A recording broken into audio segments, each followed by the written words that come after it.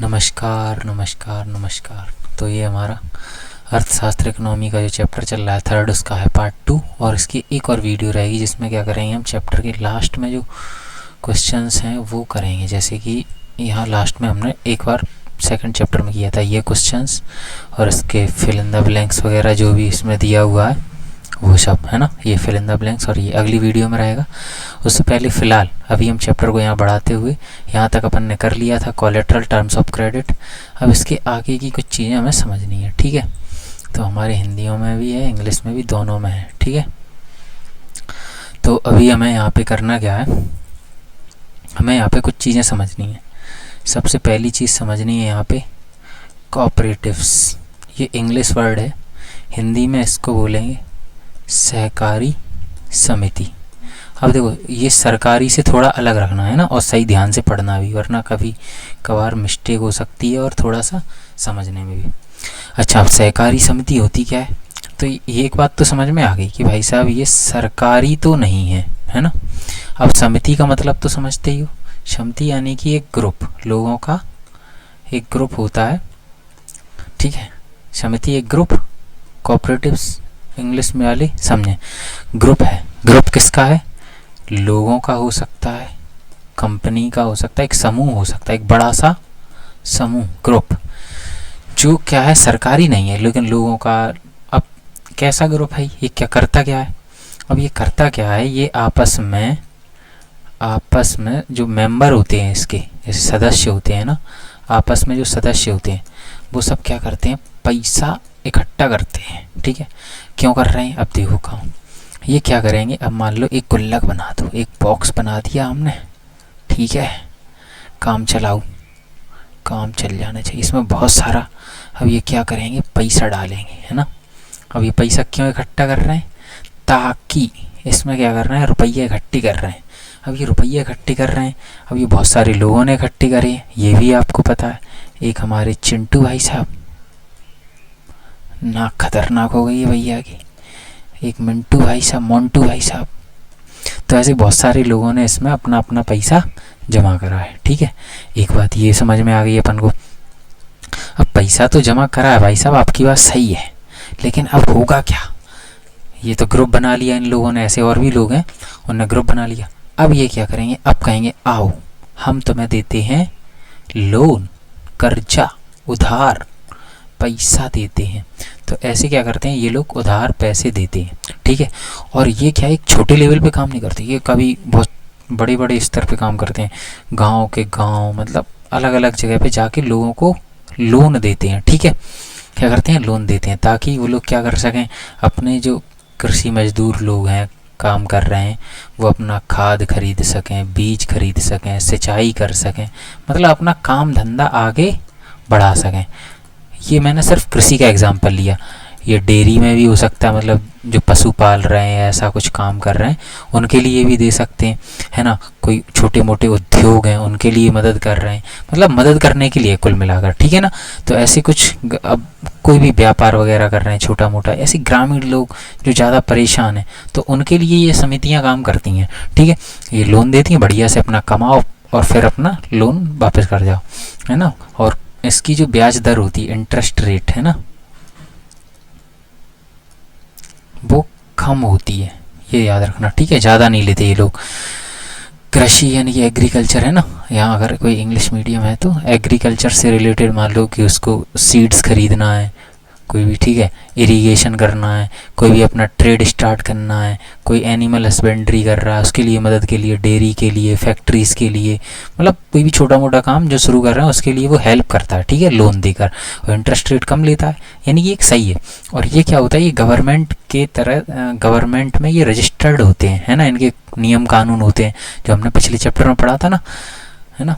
तो वो यानी कि एक तरह से हमने ऑर्गेनाइज्ड और अनऑर्गेनाइज्ड पढ़ा था, तो ऑर्गेनाइज्ड यानी कि संगठित क्षेत्रक में आते हैं ना, मतलब ऐसा नहीं है कि कहीं भी कुछ भी कर रहे हैं, नियम कानून है, सरकार को पता है ऐसा, ठीक है। ये बात समझ में आ गई, कोऑपरेटिव समझ में आ गए। आपके लिए मैंने कल की तरह एक फ़ोटो लगाया, ये देखो, ये भाई साहब कह रहे हैं कि ये वो लोग तो बहुत पैसा कम मिल रहा है, अकेले में क्या कर सकता हूँ। तो फिर ये दीदी आई, इन्होंने कहा चलो एक कोऑपरेटिव सोसाइटी स्टार्ट करते हैं, कोऑपरेटिव सोसाइटी बनाई, है ना, वही सहकारी समिति बनाई। फिर बढ़िया सहकारी समिति बनी और पैसा आने लगा और देखो इनने क्या करा, दूसरे को उधार दिया, मतलब उधार मतलब लोन वोन दिया, और ये भैया देखो आ गए खुश हो के, ये देखो हमने कमा लिया, look higher income this time, इस बार बहुत ज़्यादा पैसा कमाया है।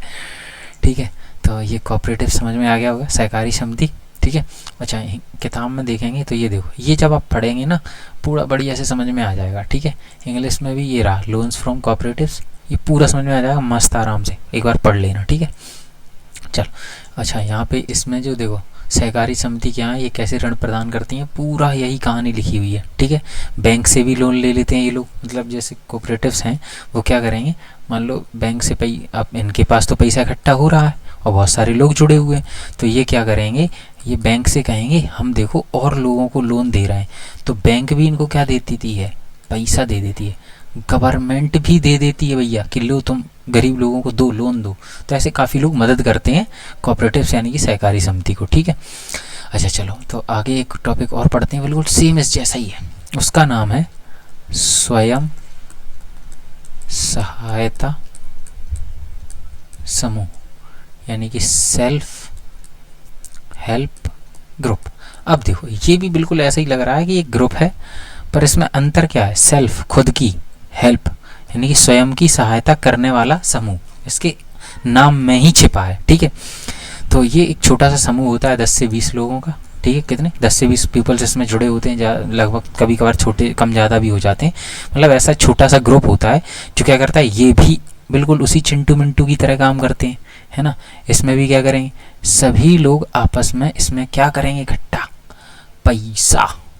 ठीक है, तो इसमें इकट्ठा करा इनने पैसा, लेकिन इसमें एक अंतर है भैया। क्या अंतर है, उससे ये छोटा होता है पहली चीज़, वो उससे मतलब कोऑपरेटिव यानी कि सहकारी समिति से। ठीक है, सहकारी समिति से छोटा होता है, और अब इसमें जो जितने लोग पैसा जमा कर रहे हैं उनको ही लोन दिया जाएगा। बात समझ में आ रही है, जैसे मान लो यहाँ 4 लोगों ने पैसा इसमें जमा करे थे। ठीक है, तो अब ये जो पैसा इकट्ठा हुआ है, मान लो किसी को ज़रूरत हुई इन चारों में से, वहाँ पता नहीं किसको ज़रूरत पड़ जाए।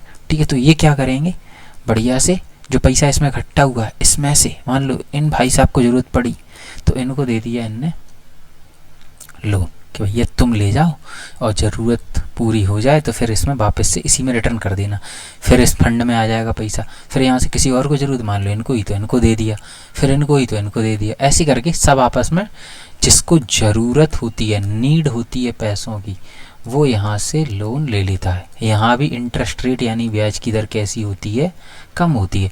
लेकिन जैसे हमने कोऑपरेटिव यानी कि सहकारी समिति में देखा था कि वो रजिस्टर्ड होते हैं, ये रजिस्टर्ड नहीं होते, ऐसा ज़रूरी नहीं है। ठीक है ना, रजिस्टर्ड नहीं होते, यानी कि ये इनफॉर्मल साइड चला जाएगा, है ना, और वो अनऑर्गेनाइज्ड तरह से। ठीक है, तो सेल्फ हेल्प ग्रुप और कोऑपरेटिव यानी कि सहकारी समिति समझ में आ गए।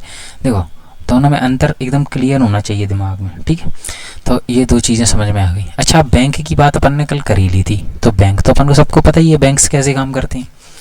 एक फेमस बैंक है, उसको अपन को पढ़ना है जो हमारी बुक में दिया हुआ। अच्छा हाँ, तो किताब में एक बार देख लो। जैसे सहकारी समिति के बाद अपन यहाँ आएंगे, इसको थोड़ा इसके मारो, अभी हम समझा देंगे सब। ये देखो निर्धनों के स्वयं सहायता समूह, ये पूरा पढ़ लेना, मस्त समझ में आ जाएगा पूरा। ठीक है, ठीक है, यहाँ देखो इसके नीचे सेम इंग्लिश में यहाँ पे आएंगे, ये देखो heading self help groups for the poor. ठीक है, तो ये आई थिंक अपन को क्लियर हो जाएगा आप जब किताब पढ़ेंगे। ठीक है, तो अभी हम इसमें देखना चाहते हैं क्या आप, चलो इसमें नोट्स में आप देखेंगे, ये तो फिल इन द ब्लैंक्स और होगा टिक द करेक्ट। तो भारतीय रिजर्व बैंक, हाँ ये रहा, स्वयं सहायता समूह किसे कहते हैं, इसके गठन के क्या क्या उद्देश्य हो सकते हैं। ठीक है, तो बढ़िया से आराम से इसको पढ़ लेना, मस्त समझ में आ जाएगा पूरा। चलो अब आगे बढ़ते हैं, इसमें भी मैंने कुछ लगाया, हाँ लगाया, ये देखा 4 लोग आए बढ़िया से, बूढ़े दादाजी, दीदी, एक और दीदी, भैया लगा नहीं दीदी है, और एक और भैया, बढ़िया से ये देखो एक ही पर्ची में पूरा लेखा जोखा रख रहे हैं, और यहीं से बढ़िया फिर कहेंगे आओ किसको ज़रूरत है बताओ भैया कितना पैसा चाहिए, दे देंगे। ठीक है, तो सेल्फ हेल्प ग्रुप यानी स्वयं सहायता समूह समझ में आ गया। अब बैंक में एक फेमस बैंक पढ़ना है हमें, बांग्लादेश का। ठीक है, बांग्लादेश अपन को तो पता ही है कहाँ है, भारत के ईस्ट में है ना, पूर्व में इधर साइड है। ठीक है, तो बांग्लादेश में एक बैंक बनाया गया। ठीक है, उस बैंक का नाम तो रूरल बैंक है, ग्रामीण बैंक, यानी कि नाम नहीं है, बांग्लादेश की ग्रामीण बैंक। तो बांग्लादेश में क्या है, बैंक खोले, और किसने खोले, ये थे हमारे मोहम्मद स्पेलिंग गलत हो गई, मोहम्मद यूनुस। ठीक है, मोहम्मद यूनुस भाई साहब ने ये बैंक खोला था और ये बैंक आज बहुत फेमस है। इसमें 81,600 लोग जुड़े हुए हैं, ऐसा करके है।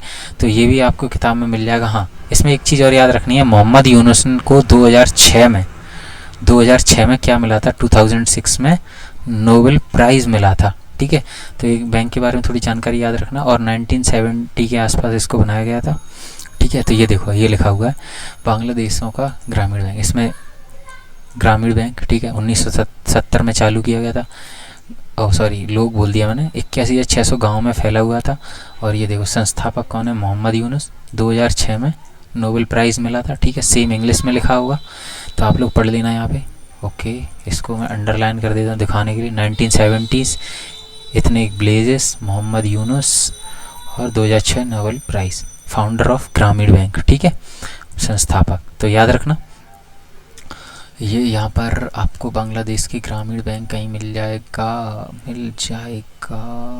ऊपर ही होगा। चलो, तो यहाँ पे बांग्लादेश के ग्रामीण बैंक। ठीक है, ये बांग्लादेश का ग्रामीण बैंक। ये क्वेश्चन लगाओ, सेम वही है, मतलब उतना ही वही स्टोरी लिखी हुई है इसमें। तो आप लोग यहीं से याद कर लेना, समझ में आ जाएगा पूरा, मस्त आराम से पढ़ लेना। और ये पढ़ने के लिए क्यों छोड़ रहा हूँ, इससे आप थोड़ी डेवलप होगी, थोड़ी सी समझो। अच्छा, बांग्लादेश का ग्रामीण बैंक ये रहा, देखो ये थोड़ी से, ये मोहम्मद यूनुस है हमारे, लेकिन ये रियल में ऐसे नहीं है ना। और ये बांग्लादेश का रूरल बैंक है, और ये लोग आसपास हैं, और ये बढ़िया से आराम से मस्त बातचीत कर रहे हैं। चलो ठीक है, इतना समझ में आ गया। अब अपन का लास्ट क्वेश्चन है आज का, और हमारा ये चैप्टर भी लगभग ख़त्म हो जाएगा। इसमें जो और क्वेश्चन हैं वो चैप्टर के एंड के, वो नेक्स्ट वीडियो में हम देखेंगे। तो यहाँ पर अब जो लोन है, लोन यानी कि ऋण, यानी कि उधार पैसा, कर्जा, वो क्या दो तरह के लोग देते हैं। जैसे हमने पिछले चैप्टर में पढ़ा था, इनफॉर्मल, फॉर्मल, ऑर्गेनाइज्ड और अनऑर्गेनाइज्ड, संगठित और असंगठित, है ना, निजी और सार्वजनिक। ऐसे ही लोन भी दो तरह के लोग देते हैं। ठीक है, देखो बहुत सिंपल है, इसको भी ऐसे ही समझाएंगे। एक तरफ अच्छे लोग होंगे और एक तरफ खराब लोग होंगे, सिंपल सी चीज़ है ना। अब अच्छे लोगों की मान लो, देखो अब जैसे बैंक से लोन लेने जाओगे, है ना, बैंक से लोन लेने जाओगे, उधार लेने जाओगे, तो बढ़िया से लोन देगा।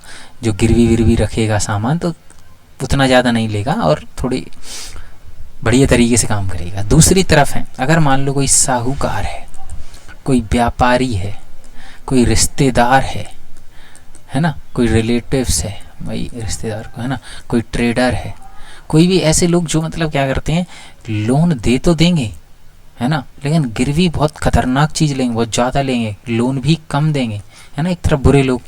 अच्छा, जैसे बैंक है अपनी, ये इंटरेस्ट रेट यानी कि जो ब्याज दर होगी, इंटरेस्ट रेट कैसी होगी, यहाँ कम होगी, लो होगी, है ना। बैंक वगैरह कम ही लोन चार्ज करते हैं, इनकी इंटरेस्ट रेट बहुत ज़्यादा होगी। वही सेम है, एक तरफ अच्छे लोग, एक तरफ बुरे लोग। ठीक है, अच्छा, जैसे बैंक वगैरह हैं, क्या ये सरकार में रजिस्टर्ड होते हैं, मतलब वहाँ पर पंजीकृत होते हैं? बिल्कुल होते हैं। क्या ये रिश्तेदार जो दोस्त हैं हमारे, ये रजिस्टर्ड नहीं होते, ये पंजीकृत नहीं होते। ठीक है, तो अब इनके हम नाम दे देते हैं, इनको कहते क्या हैं। अब देखो, मैं इसको अलग पेन से लिख देता हूँ, अलग कलर से। चलो ठीक है, अब जो हमारे बैंक वगैरह हैं, ये कैसे होते हैं, ये हैं, इनको बोलते हैं हम फॉर्मल लोन, है ना, या फॉर्मल क्रेडिट। ठीक है, तो वो भी शब्द याद रखना। अच्छा, हिंदी औपचारिक स्रोत, ठीक है, ऋण के स्रोत। और इधर कैसे हो जाएंगे जो खराब वाले हैं, अनौपचारिक स्रोत। थोड़ा सा ऐसी स्टोरी याद में रखेंगे तो हो जाएगा। यहाँ पर मैंने ली तो है फोटो, बहुत ज़्यादा खास नहीं है शायद से। हाँ, ये देखो बैंक से बढ़िया जाओगे, बढ़िया चश्मा वश्मा लगा के आपको लोन देंगे। और इनफॉर्मल में क्या है, अरे भैया ये देखो, इसके 3 हाथ है भाई साहब, ये पैसा भी दे रहा है, अच्छा भी बोल रहा है और हाथ भी मिला रहा है। मतलब इसमें ये खतरनाक वाले लोग हैं, बात समझ में आ रही है। और ये बढ़िया है, ये बढ़िया लोन देगा, तो हाथ वाथ मिलाएगा, बढ़िया से बात करेगा। ठीक है, तो ये हमारे औपचारिक अनौपचारिक यानी कि फॉर्मल और, अच्छा यहाँ नाम बताना ही भूल गया, इनफॉर्मल। ठीक है, फॉर्मल और इनफॉर्मल क्रेडिट। ठीक है, सोर्स ऑफ क्रेडिट। तो यहाँ जब आप चैप्टर में जाएंगे तो आपको ऐसा कहीं नहीं मिलेगा एकदम लिखा हुआ, है ना, लेकिन ये सब अब जब आप पढ़ेंगे, ये बीच का जो मैंने छोड़ दिया था, ये औपचारिक और अनौपचारिक, तो यहाँ पे मिल जाएगा। लेकिन इसका एक क्वेश्चन भी दिया हुआ है यहाँ देखो, ऋण के औपचारिक और अनौपचारिक स्रोतों में क्या अंतर है, सेम इंग्लिश में है ना। ये देखो, what are the differences between formal and informal sources of credit, तो ठीक है। और हिंदी में ये देखो आंसर चेपा हुआ है पूरा बिल्कुल, ठीक है, बिल्कुल एग्जाम्पल लिखे हुए हैं। और ये निगरानी में काम करते हैं, इनकी कोई रिजर्व बैंक निगरानी करता है, ठीक है। ब्याज की दर अपेक्षाकृत कम होती है या अधिक होती है, ठीक है। तो मुझे लगता है यहाँ भी आपको समझ में आ गया होगा। तो अभी हमारा इतना टॉपिक तो क्लियर हो गया और हमारा लगभग चैप्टर भी ख़त्म हो गया, ठीक है। तो अब हम नेक्स्ट वीडियो में मिलेंगे और उसमें क्या है कि हम भाई लास्ट में जो बचा हुआ है लास्ट चैप्टर में वो सब करेंगे, बिल्कुल एंड वाला एक्सरसाइज बोलते हैं ना, अभ्यास। तो वो अगली वीडियो में मिल जाएगा आपको। खैर, जय हिंद, थैंक्स।